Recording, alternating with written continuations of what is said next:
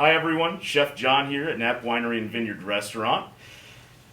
We're approaching February right now, nearly a year into the global pandemic. So here at Knapp, we thought what better way to bring everyone out of those doldrums than to share with you one of our favorite soups.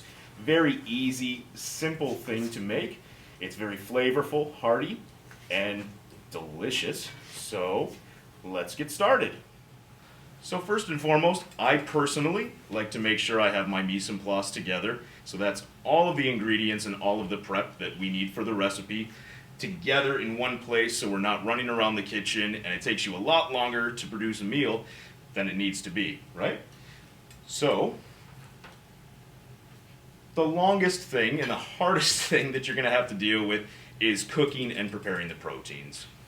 So I have already sauteed off an entire pound of chicken, browned off our pound of chorizo, and steamed a pound of our black tiger shrimp.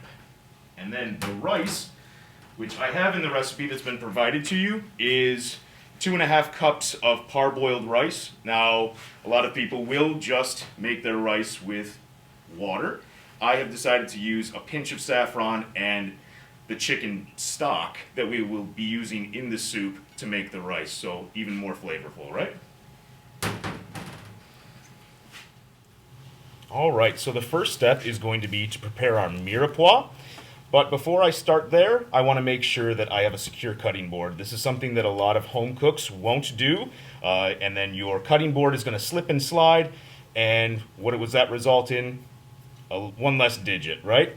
So what I do is lift the cutting board and place a damp towel underneath to secure. So now there is no chance of it going to slide, right?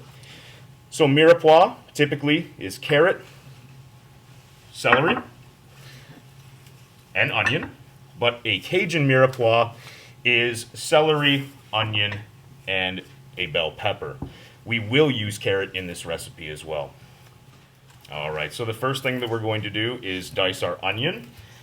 Something that some folks don't know is to cut an onion the correct way, right? So we cut off the tip where that little papery piece is off, and then cut straight through the middle and keep that nub. Peel off your first layer of onion.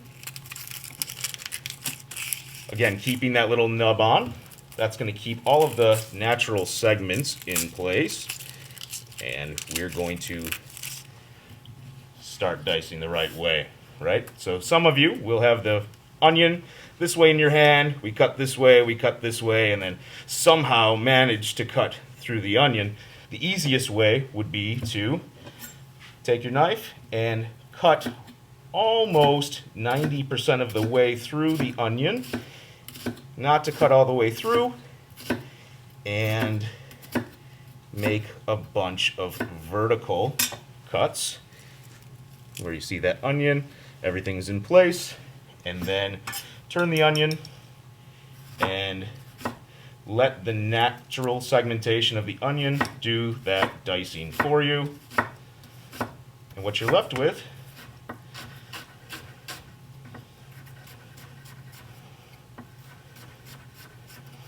is perfectly diced onion. So we're going to dice up one entire onion and put that to the side to start sauteing our mirepoix. Alright, so next step is dicing the bell pepper. So we cut all 4 sides off of the bell pepper. Discard the top and bottom. And then we'll take the rib out of the bell pepper. So this is going to be a little bitter. We don't want that. So very easily slicing that interior rib out.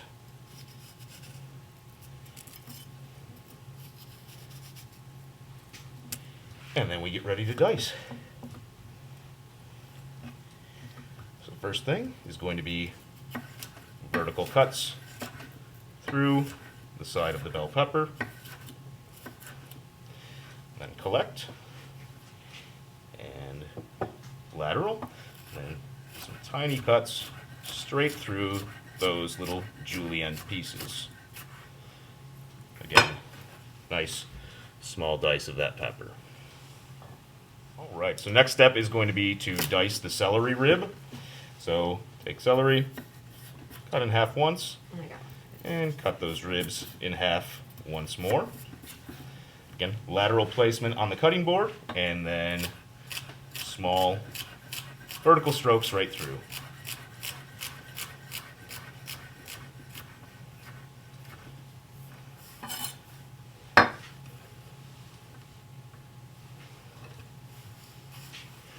So by now in the recipe, you're probably rolling your eyes saying, I know how to dice a bell pepper, I know how to dice an onion, and I know how to dice celery. One thing a lot of people do ask is, how do you dice a carrot? Now, because it's naturally round, it's going to roll around on your cutting board. So the first thing we want to do is take a small slice out of one of those sides, and that's going to square off your vegetable, right, for dicing.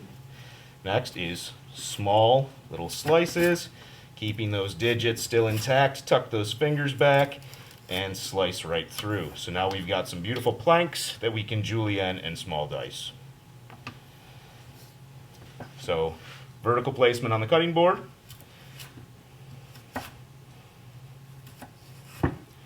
Small slices. Now we have julienne carrots. Lateral placement on the cutting board. And again, tiny little cuts through that carrot.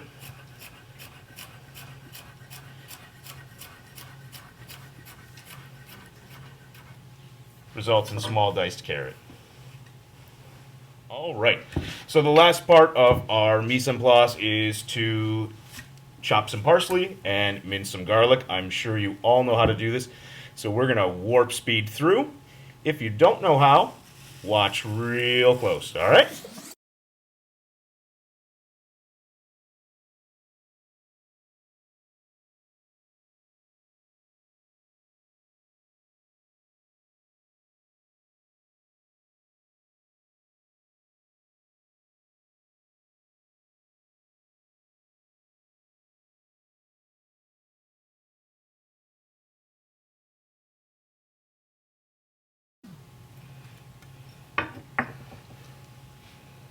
Right, so now we're ready to put all of this together. So the first thing is medium-high heat, large pot. This is going to make about a gallon of product when you're done.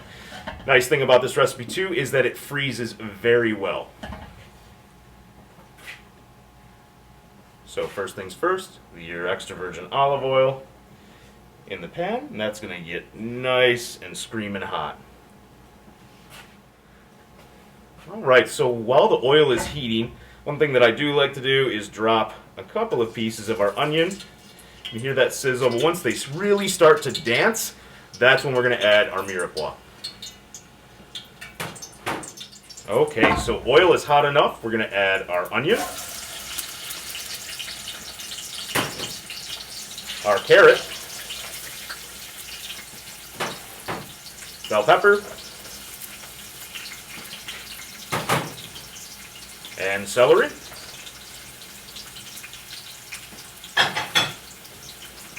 And we'll saute this until it's nice and soft. It's going to take about 4 to 5 minutes.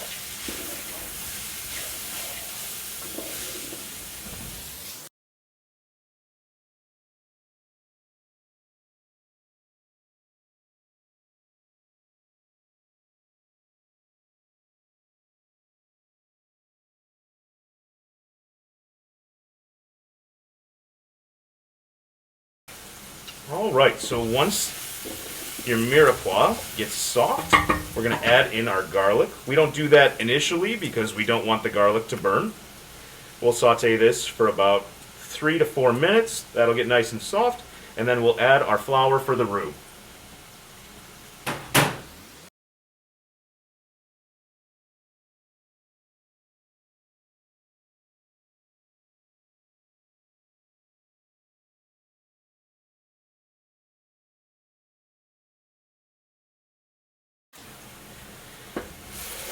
Alright, so once the garlic is nice and soft, we're going to add in the flour.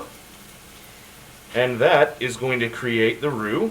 You're going to want to cook this for about 5 or 6 minutes. We are not making a brown roux like you would for a gumbo. We're simply cooking a little bit of the starch out. It's going to get nutty in smell, and then we will deglaze, and this will lightly thicken the end result, the end soup.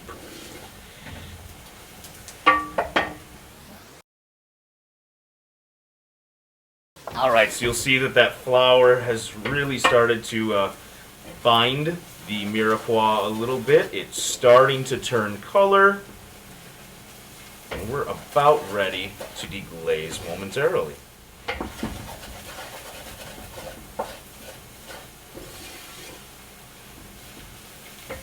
Alright, so you may start to see little bits of brown starting to collect on the bottom of your pan or pot. This is called fond, and thus the reason we do deglaze. That's going to get all of those little particles up and off the bottom of your pan. And we're going to deglaze with the Pasta Red Reserve wine.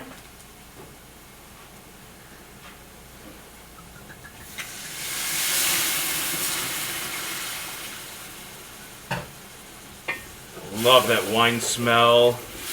Really cleans up the bottom of the pot. You can see that it's already getting super thick. And then we're going to add in the chicken stock and the diced tomatoes.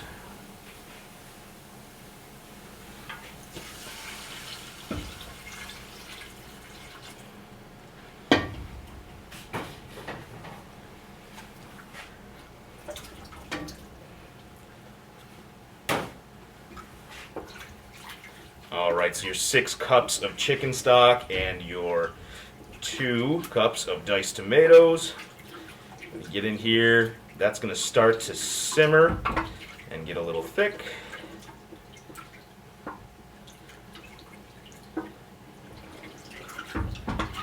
Nice hearty soup.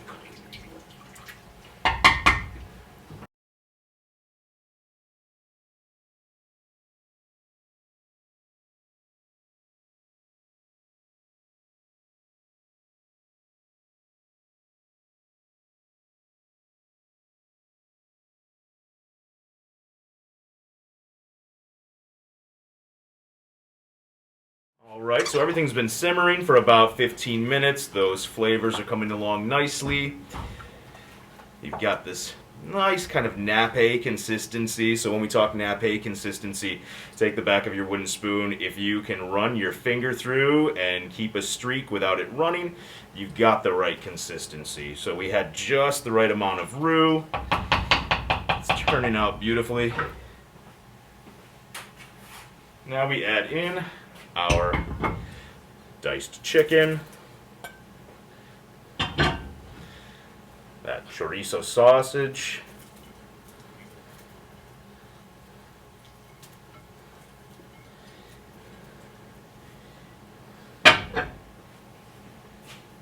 and those black tiger shrimp. Now you can chop these up at home, make them a little smaller, but I like the bigger pieces.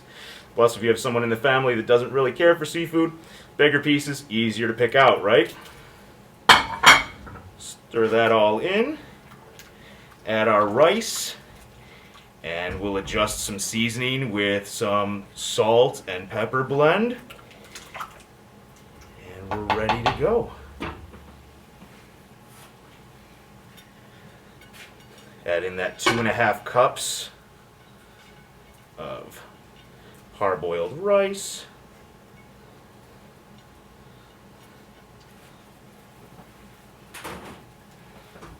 Stir that in.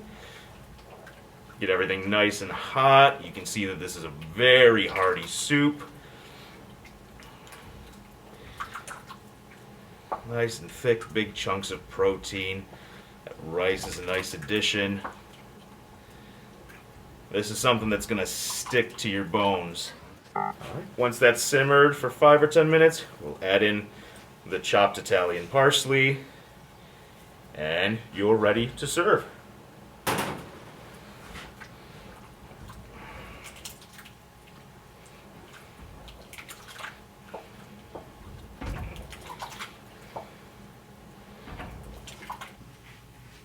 Alright, so we're ready to serve up the Jambalaya Soup. It's been sitting for about 10 minutes and it's gotten really beautiful.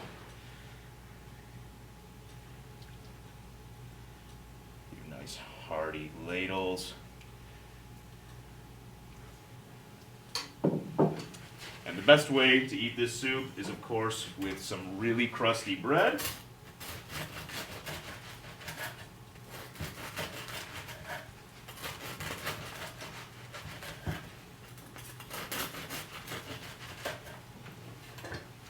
A few nice slices of bread on the side.